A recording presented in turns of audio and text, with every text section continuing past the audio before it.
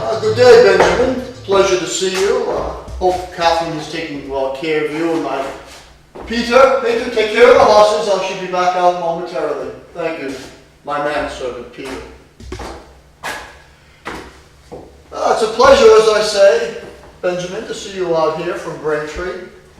My wife talks about you and your family still often. Many people, and I understand you have asked too, what brought me from Weymouth out here to Lincoln in the year 74, this being, of course, the year 78. And I must say, many rumors had gone about regarding my reasons for coming here. I've been active with the Sons of Liberty in Boston. You know, my sister Abigail married John Adams. Because of my apprenticeship with my uncle, Isaac Smith, in Boston, I had the opportunity to meet a good number of the radicals, as they were called, and are called, in the town of Boston. That caused me to join the Sons of Liberty and become somewhat active with a number of those organizations. However, my moving here, contrary to a lot of rumor, did not have to do with a purpose other than my own personal. And that was to leave the town of Boston because of the number of British soldiers stationed there, the fact that my mercantile business was woefully in disrepair, and did not appear that that would change in the near future.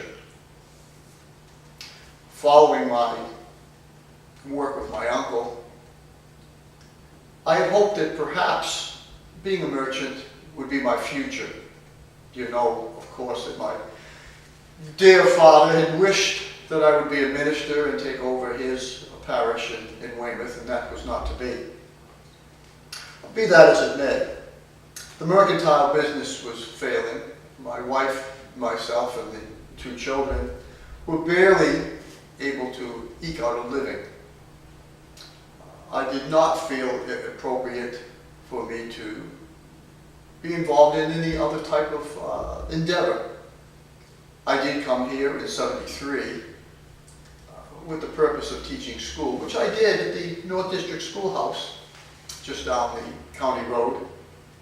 But myself being put together with a group of young merchants, and after doing that for less than a year, it was obvious that teaching young boys was not what my future held. So I came here with the purpose of perhaps having this farm expanded. Most of the property here is being leased out.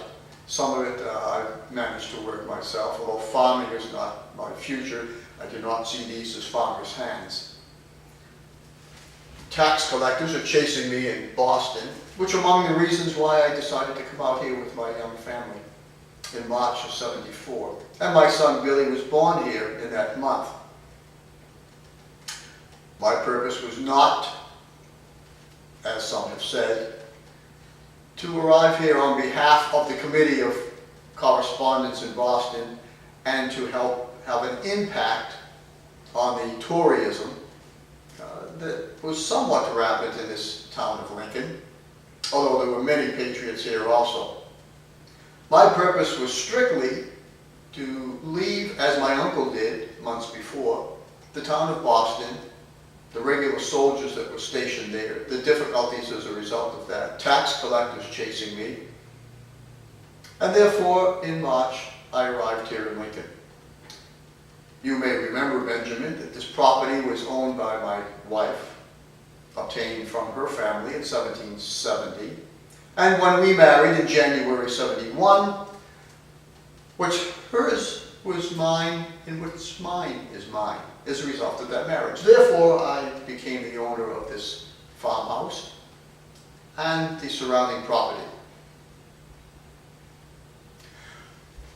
I must say that I was well received by the citizens here, and considering that I had not lived here for many days, I was fortunate to be made a lieutenant in their militia. I got to know the men fairly well. We did not drill too regularly. However, with the difficulties in Boston being what they were, and throughout the colony, there were concerns that the situation would worsen, and of course it did. By January of '75, following the meeting of the Provincial Congress in October past in Concord, Lincoln decided to form a minute company by volunteer, and 62 men volunteered their services to belong to this company, emergency ready force, if you will, out of the militia. And then, like the militia, as opposed to the officers being appointed, we elected our own. And much to the surprise of many individuals, I, William Billy Smith, was elected their captain. Once again, the rumors flew, why would a gentleman only in town for a year or less be elected captain of such a prestigious organization? Some said it was because of the background of my family, my father being a minister, having Boylstons in the family, my mother being a Quincy, my sister being married to John Adams, who serves in the Continental Congress and is a well-known attorney in Boston. Others say that I paid for the position, that I actually took money, Benjamin, and paid it to the town in return for being made captain. Nay, nay, I tell you, that was not the purpose of my being elected. Yes, I am one of the largest landowners here in town. Yes, there is some prestige with my family, but I believe that I proved myself in the short period of time that I was here, that I was capable of leading men in directions they believed that they were incapable of going. And I was well liked. And most of the captains of these similar companies elect an individual from their town that reflects the nature and status of both the company and the town. And therefore, due to my status, I was elected captain. You must understand, of course, Benjamin, there was no intent that this company would ever have to face British regulars in a combat situation. I did not ever believe that would occur. We were prepared to defend ourselves if necessary on an emergency basis. None of my men thought that we would ever actually have to do so. We trained more regularly than the militia, twice a week in fact, and we were paid, unlike the militia. 3 of my 4 sergeants live on the road. Sergeant Mason and the 2 boys of Ephraim Hotwell, who runs the tavern, and his 2 sons, Samuel and John, are among those sergeants. So as we drilled and prepared, and as we heard word from Boston that the situation worsened, April arrived. And I must say, Benjamin, that with the arrival of April, greater concerns. Off in the distance, Boston.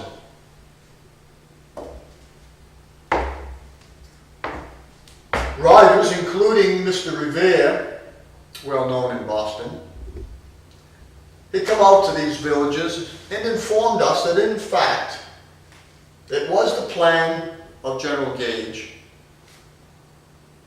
to send soldiers out here to raid the military supply depot in Concord. This caused us to be on a more emergency ready footing. Much consternation throughout the countryside. Will the soldiers actually come out? Will there actually be fighting? The night of the 18th of April came about. I put my wife and children to sleep, spent some more time with a cup of cider, hard cider of course, by the fire, and retired within an hour, not knowing what was about to come.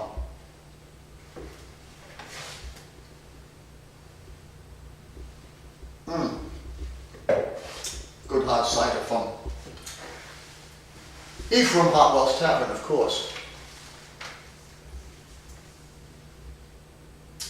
On the morning of the 19th of April, at approximately 1:30 of the clock, sharp rap on the door.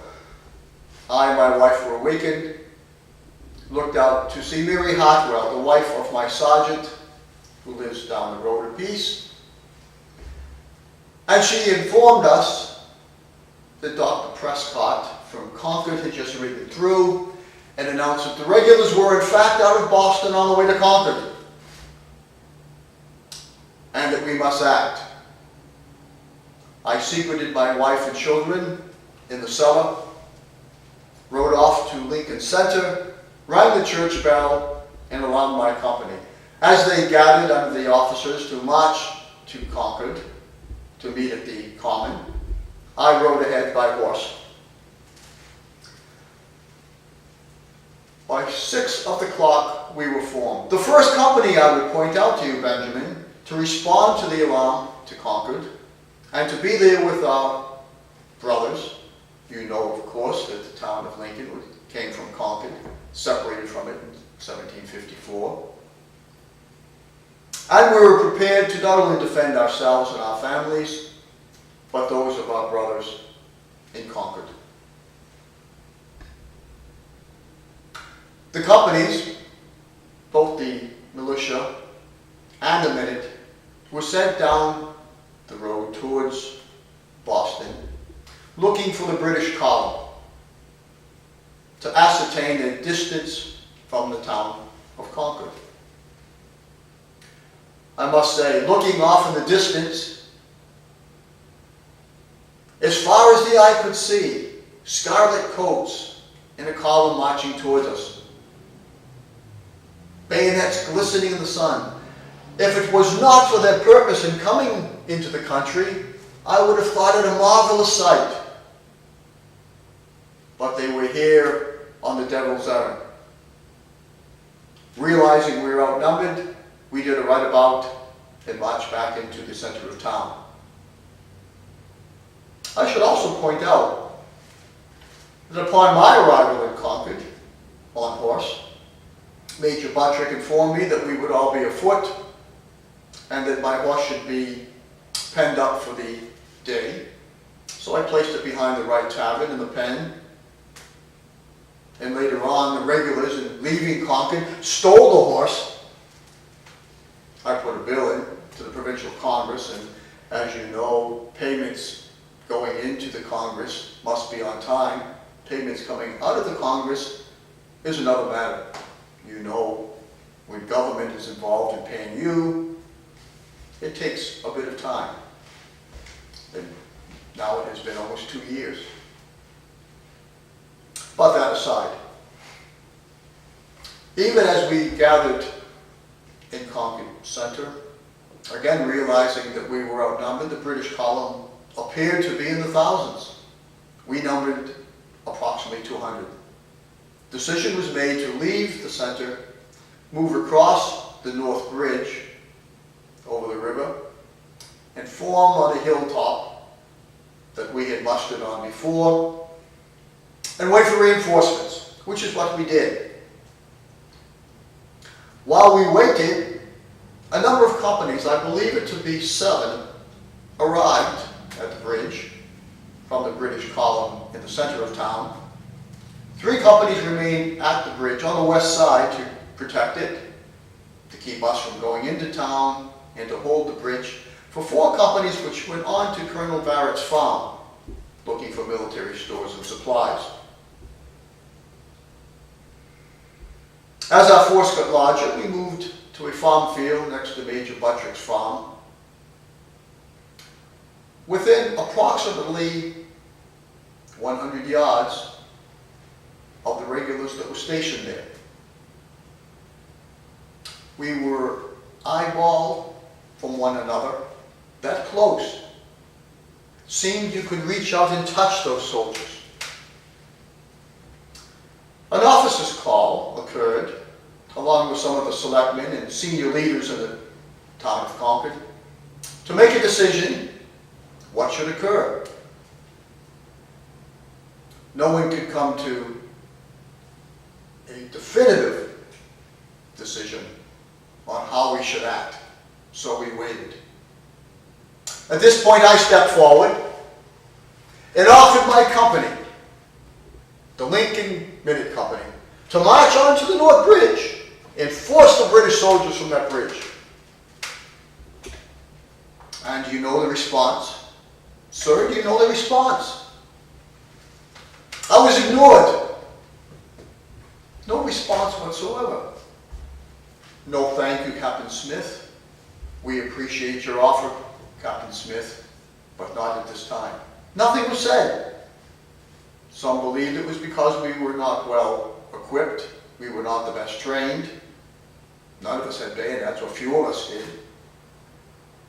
Some thought it was because I was inexperienced. Some said it was because they were aware of my propensity for heavy drink, if you will, which I say is, should never be brought up. But my offer was turned down in silence. And off in the distance, smoke seen rising from the center of Concord.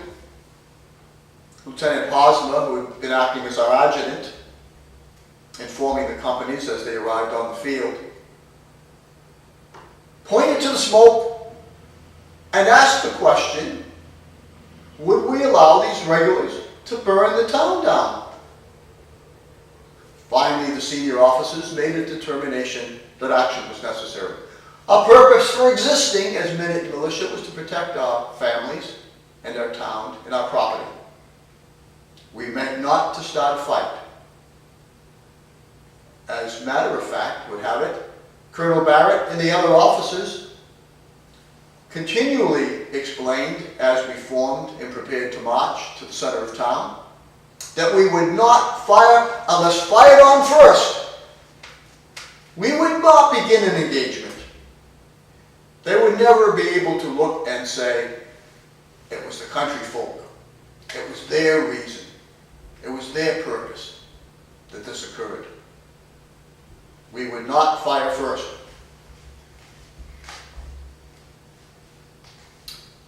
My company stood fourth in the line of march behind Acton and the Acton Company, arriving late, being one of the best trained, best equipped, and led by a young firebrand, Isaac Davis, was selected to lead the march. He offered and noted he hadn't a man that was afraid to go.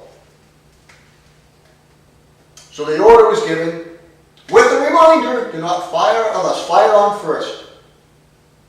I led my company, and down the hill we went towards the bridge. The soldiers and the three companies there moved back to the east side of the bridge. We marched. Our muskets were primed and loaded. We knew not what would occur when suddenly shots rang out, apparently warning shots, as both went into the river, but some men were wounded in our ranks. But we continued to march, Benjamin, I tell you. Then suddenly a crescendo of musket fire, a volley from the regulars that killed Isaac Davis outright, plus one of his private soldiers, and wounded several others. The command came, told to us later by Major Buttrick, his lips, a colonial officer, giving the order to fire on the King's soldiers. And so we did. I echoed the command to my company. And we saw soldiers at the bridge fall. And in the confusion and chaos, the smell of black powder smoke, we rushed forward. And much to our surprise, the ranks of regulars broke in chaos and fled back to the center of town. We were stunned. Some crossed over the bridge, I with most of my company. Many of the individuals never made it to the bridge, our column being stretched out so long. The dead and wounded were picked up and taken back to John Buttrick's farmhouse. I and my men joined Major Buttrick on the hillside east of the bridge, and we saw the relief column, grenadiers, I believe, coming out of the center of Concord. But they hesitated, never coming to the bridge, and returned to the center with no further clash of arms. I, along with the rest of the men that had joined the Major, approximately 200 of us, moved on to Merriam's Corner. I will not bore you with the details of the remainder of the day, but most of my command, with a number of exceptions, stayed on for the chase of the bloody lobsterbacks from Concord back to Charlestown. It was one unforgettable, most horrendous day. Many on both sides were killed and wounded, though the British regulars took the brunt of the casualties that day, from my perspective.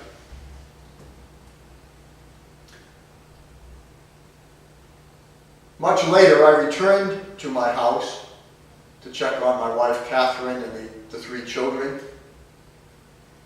She seemed to be in good spirits, but still shaken by the experience. For as she stood here in the window and heard the gunfire from around the woods and from around the hills and on the road, she was frightened for her well-being and that of the children. My manservant, Peter, remained here looking out for her, as did the servant girl, Anne, that was here at the house. My wife, Catherine, tells the story that just beyond the road before the house, a soldier had been wounded seriously and was left lying there by his comrades as they returned to Charlestown. Peter and Anne brought the gentleman here, and in this very room, he was ministered to by Catherine. But he did not survive and is buried on yonder knoll. Catherine showed me a gold coin which the soldier had told her was in the lining of his coat, and should he expire, which he did, she should look there, find it, and take it, as a thank you from him for her kindnesses. She has that now as a keepsake.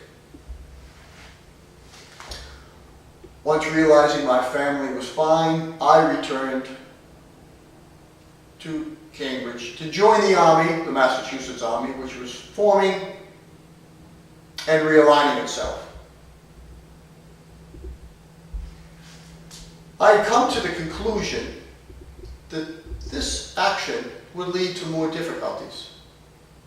And truthfully, a siege was, I should say, set on Boston with the goal of driving the soldiers from there. Now, I had hoped, based on my actions on the 19th of April, that I might receive a command, a higher rank in this new forming army of Massachusetts. In fact, I was hoping for promotion to major or possibly lieutenant colonel. Captains of other minute companies, turned out, were made colonels. The regiment that I served in, Nixon, from Framingham, was in fact a captain on the 19th and made a regimental colonel. I was given a commission in the new forming militia of captain and asked to recruit my own company, which I did, taking men from both my minute company and some of the other local towns. But I was greatly disappointed that this was the best that they could see for me. My brother-in-law, John, had come to visit the camp in Cambridge, and I decided, perhaps using his good graces, although he and I were never the best of friends, I would say that dislike for him was the fact that my father continually pointed out that had I listened to him, my father, the Reverend, and gone to Harvard, which I disdained and would not do, and had stayed in Mr. Marsh's tutorial school, which I also disdained and would not do, but had I done those things, that I might have become a John Adams. I was always held up as what could have been a John Adams. I saw Mr. Adams as pompous, self-serving, overbearing, ill-mannered and ill-tempered at times, verbose, and yet my sister Abigail loved him, and therefore I endured him. However, based on the circumstances in camp in '75 in Cambridge, I did write Abigail and asked if she could contact John, who had returned to the Continental Congress meeting in Philadelphia, that he might act on my behalf for a promotion. As it turned out, John was the one in the Congress that nominated and supported a gentleman by the name of George Washington to become the Commander-in-Chief of the new Continental Army. And Mr. Adams, which I am thankful for, did write a letter to His Excellency General Washington and mentioned my name in his letter in June of '75, asking that if the opportunity presented itself, that His Excellency might meet with me and possibly consider my situation. Unfortunately, that never occurred. I continued writing to Abigail and hoping that at least her connections in Boston and with the Provincial Congress might impact my situation. Unfortunately, that did not occur.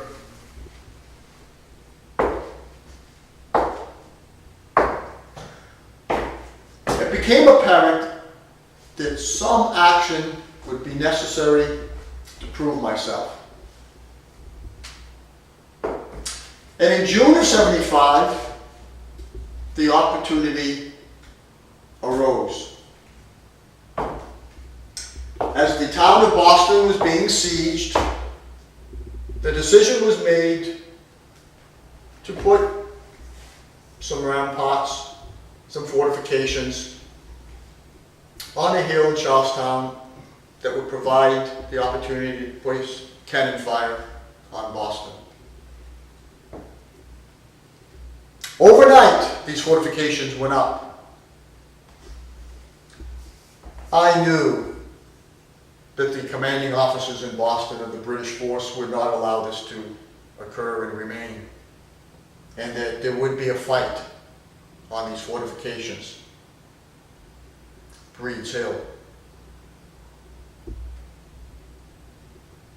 which was supposed to be the location. Unfortunately, they were set up on a lower slope, which would cause later problems. Now is my opportunity, Benjamin. I would command my company in the upcoming battle and prove myself. Then they would not be able to turn down my request for promotion.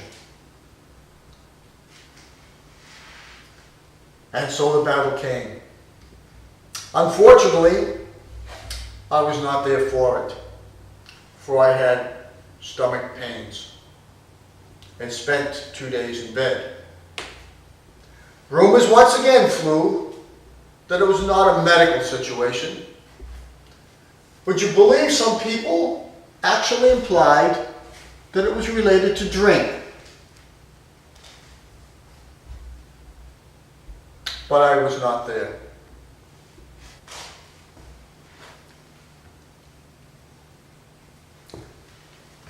At a later date, I was asked to sign a document, eyewitness statement, to the heroics of a black man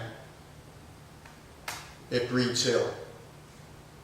And while I was not there personally because of the illness, my sergeant did in fact see it and gave me the information. I felt there was no difficulty in signing that statement. And yet, the naysayers, my distractors, brought up the fact that I signed this fraudulently, since I was not an eyewitness, and claiming that I had done it for my own self-purposes. That I wanted individuals, possibly in considering promotion, to think I had been there. This wounds my heart deeply to think that individuals actually believe something such as that.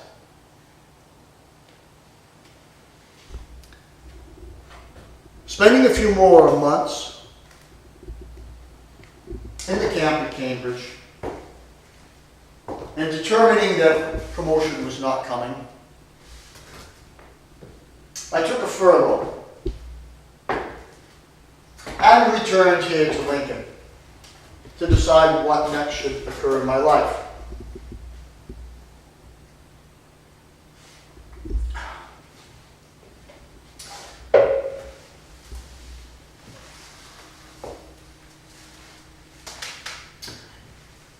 The autumn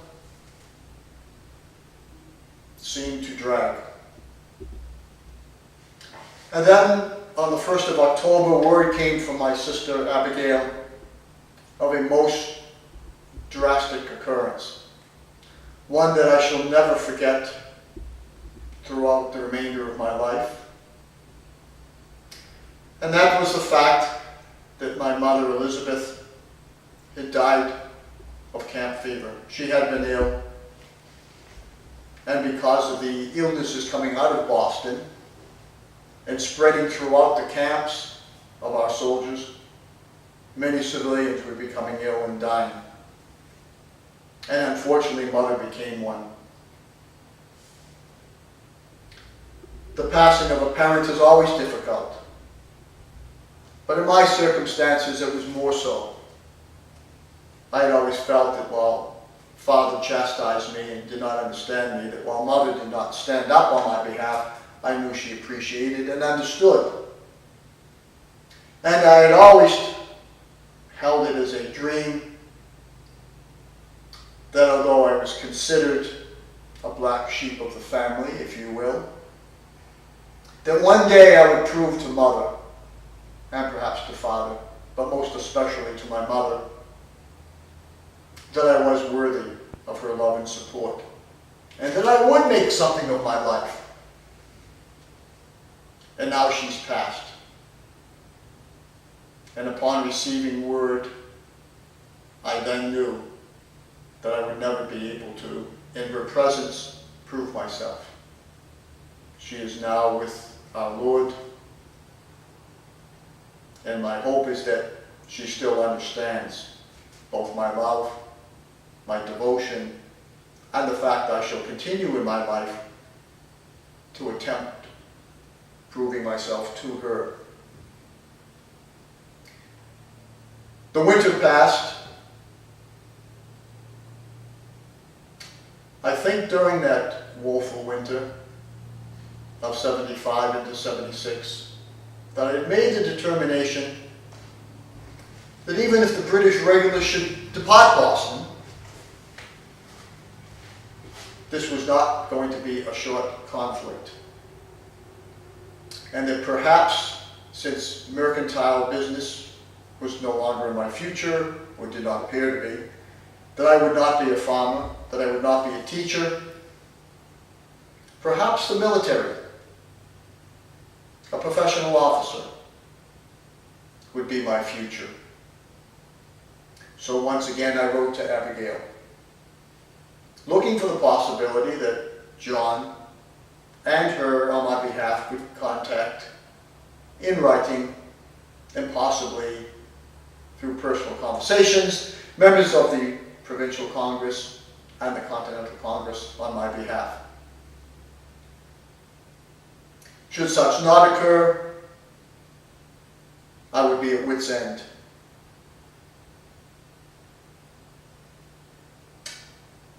By March of '76, I had returned to the camp in Cambridge. And on the 17th of March, under extreme pressure from Kennan in the colonial ranks on Dorchester Heights, brought by Colonel Knox from Fort Ticonderoga during the winter, the British realized that their position was no longer tenable and that a withdrawal from Boston was necessary. And on the 17th of March in '76, that's exactly what occurred.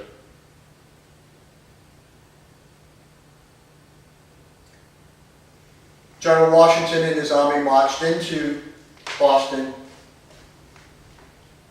and then the decision was made that the Continental forces would move to the south.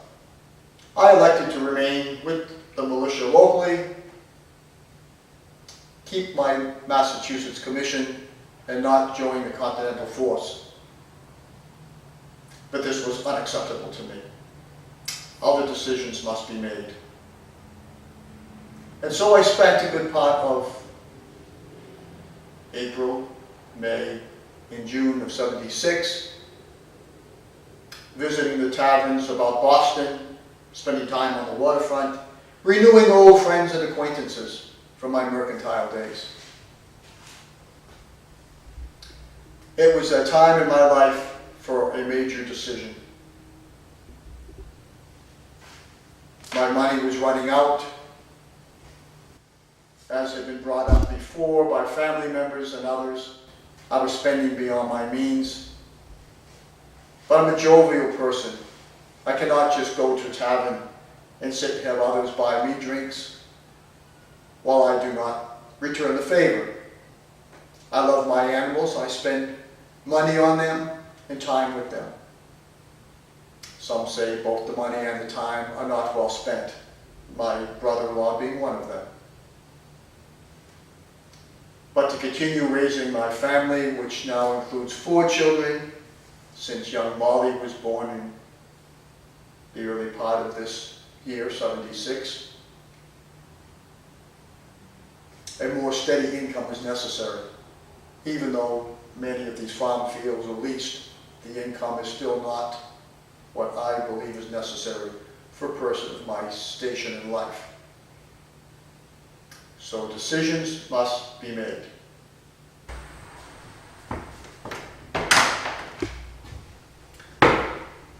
Good day, Benjamin. Good to see you again, sir. Catherine, yes. Peter will be down at the tavern for a few minutes. Yes, dear. My manservant looking after the payment of my bill down at the Hotwell Tavern. Well, Peter, it's been a while since we have spoken. And some interesting things and some situations that I wish had never occurred have been part of my life.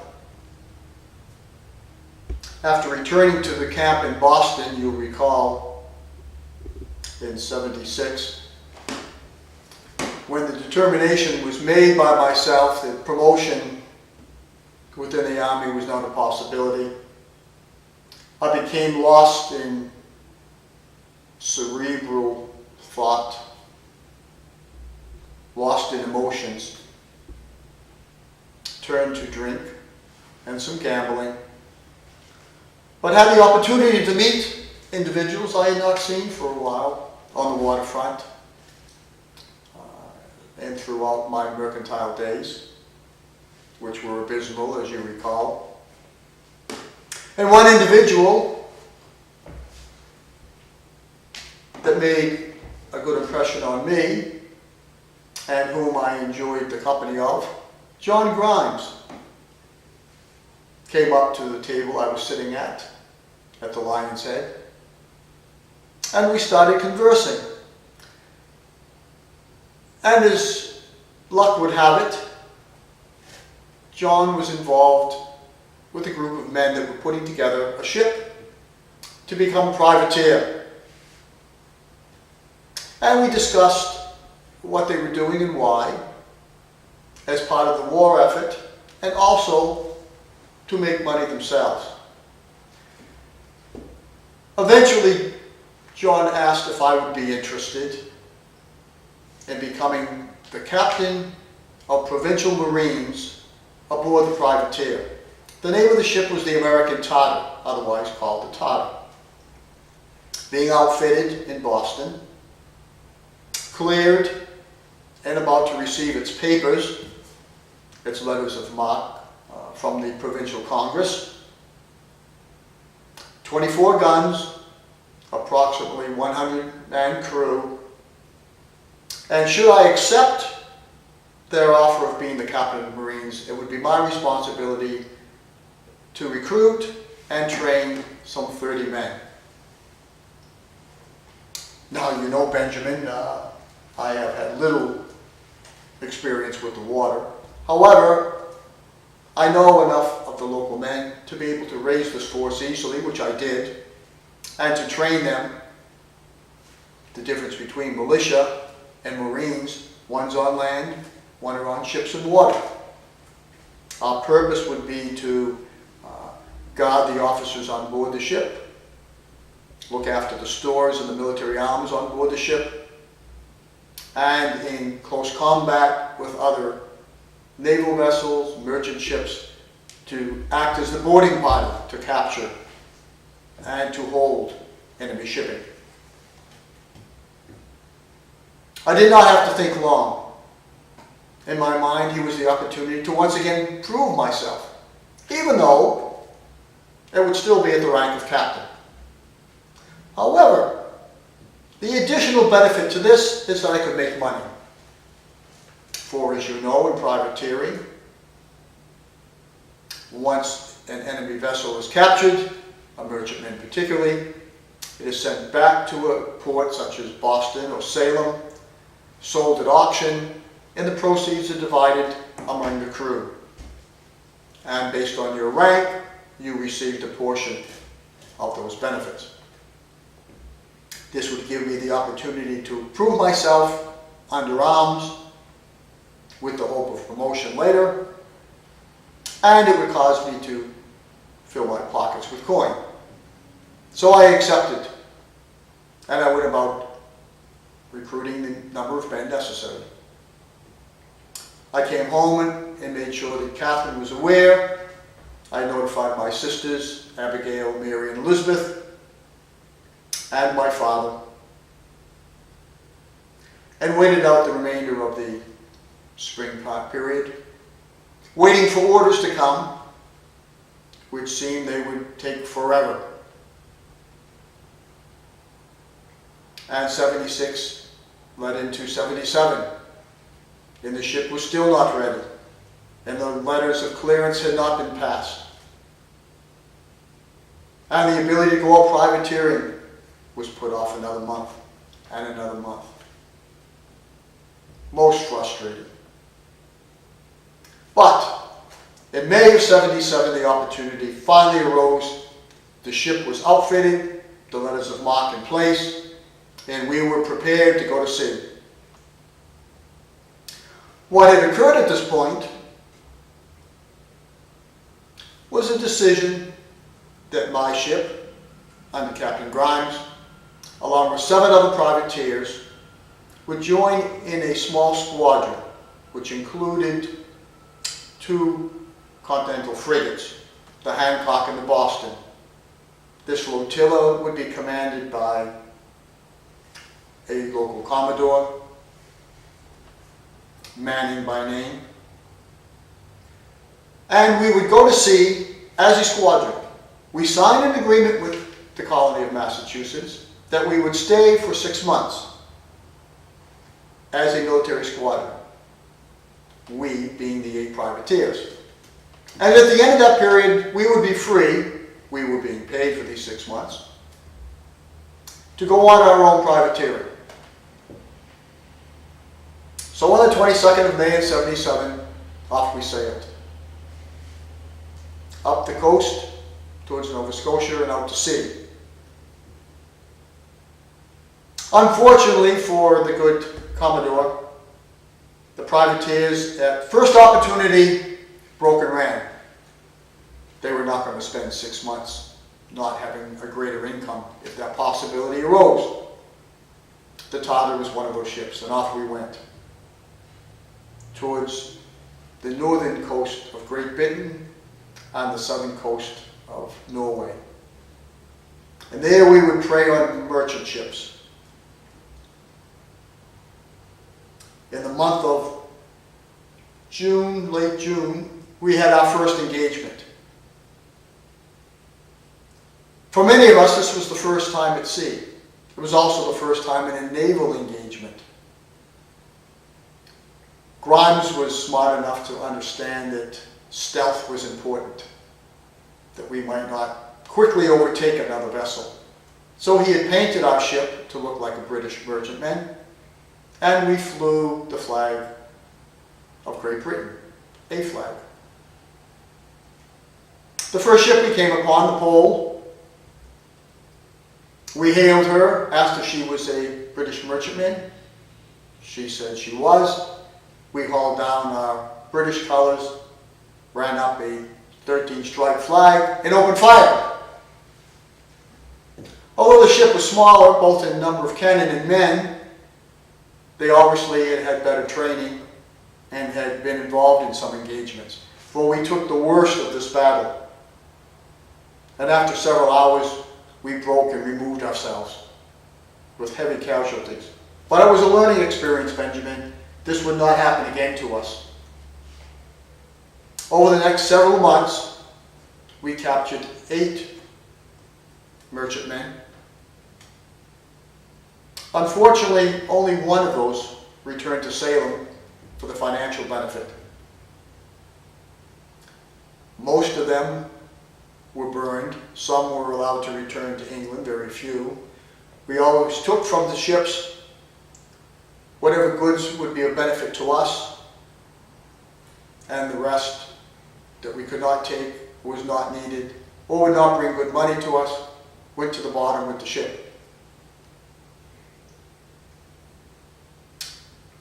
By the end of August, word had arrived back in Massachusetts to my sisters and my father that I was captured. And in fact, the Tartar had been captured at sea by a frigate. I would point out, much to the pride, I believe, of the ship and crew, that the Tartar became well known by the Admiralty in England because of our exploits. Frigates were specifically, and men of war sent out specifically to capture us. Our name was mentioned in Liverpool newspapers, in London. However, our financial benefits were few. And with the capture of the Tartar at the end of August, came an end to the story, or so many thought. But alas, Benjamin, I was not captured in the end of August aboard the Tartar. And why not, you ask? Because I was serving as the prize captain aboard the Royal Bounty, a merchantman that we had captured 3 weeks before. And it was my responsibility, along with 7 members of the crew, to take the ship back to Salem. While we were proceeding, the Tartar was captured. Not far off the coast of Cape Cod in Massachusetts, off to the westward, sail was seen. We were not far from Salem. It turned out to be the HMS Diamond, a frigate. I thought I might outrun it. I definitely would not outgun it. She fired some warning shots. The next firing was going to sink us. So I hauled to and surrendered. This was in September. Both I and the 7 crewmen from the Tartar were taken to Halifax prison, where we languished for several months, and were not released until late November as a result of a prisoner exchange. Once again I returned home. I know in the eyes of my father, a disappointment once again. Now critical part of my life had arrived. One more task, one more possibility, one more dream dashed. Now I would have to spend time back in Lincoln considering what step would be taken next in my life. Income was still necessary. Many hours were spent down at the Hartwell Tower. More gambling. It's 78 now, October, and I still have not made that life decision. My wife is concerned that the gambling is going beyond control. I disappear for days at a time. I believe I drink because of my sadness and the horrific conditions I underwent in prison in Halifax. I cannot begin to tell you, Benjamin, not just on the mind and the physical aspect of you, but on your humanity, to be treated as we were prisoners in Halifax. So once again, it's a crucial time of my life. The military and the militia has not worked. Privateering has not worked. Mercantile business is not a possibility. There are still debt collectors. In fact, Benjamin, I would hope that should a gentleman by the name of George Irving approach you and ask if you know of me or my whereabouts, that you will provide no information. For Mr. Irving has been following me since '75 to collect debts that go back that far. So opening a mercantile business locally is not an option. Perhaps I will take short membership in militia and obtain the benefits, financial, small as they may be in some instances, for maybe 6-month enlistments in the local militia. But I must make that decision soon. For the fall is coming and going, another winter will be here, and I cannot languish in this house, in this town, for another long winter, completely inactive, with no income.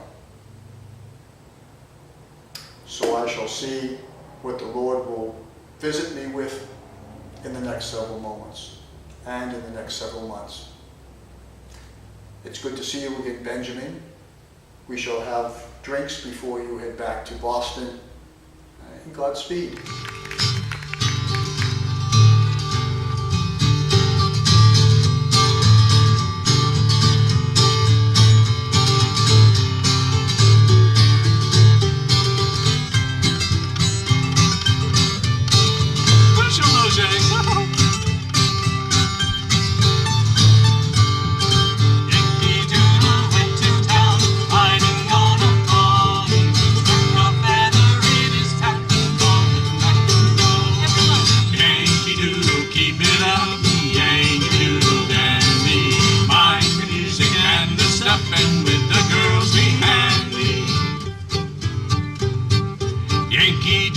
Went to town, buy himself a firelock.